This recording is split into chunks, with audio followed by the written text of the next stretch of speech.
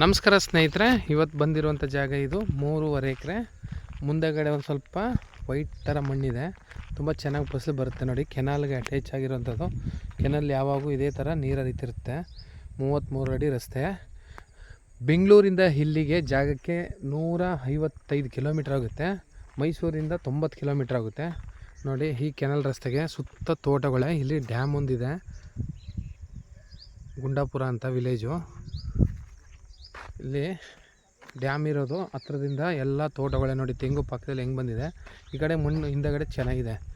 ಏನು ದುಃಖ ಇಲ್ಲಿಂದನೂ ಕಾಣ್ತಿದೆಯೋ ಈ ಜೋಳ ಬಾಳೆ ಹಾಕಿರೋದು.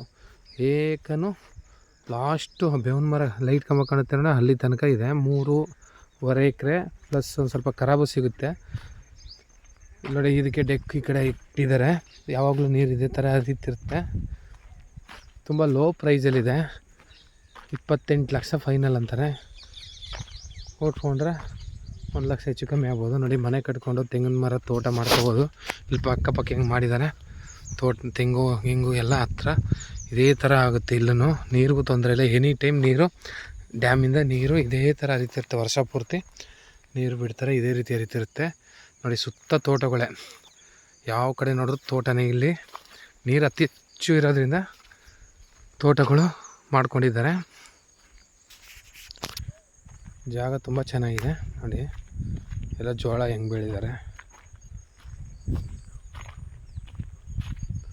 ಇನ್ನು ಜೋಳ ಕಾಣುತ್ತೆ. ಇದಕ್ಕೆ ಈ ಜೋಳ ಬಾಳೆ ರೋಡ್ ಫೇಸಿಂಗ್ ಇಲ್ಲಾಂದ್ರೂ ಆ ಕಡೆಗೆ ಒಂದು 250-300 ಅಡಿ ತನಕ ಇದೆ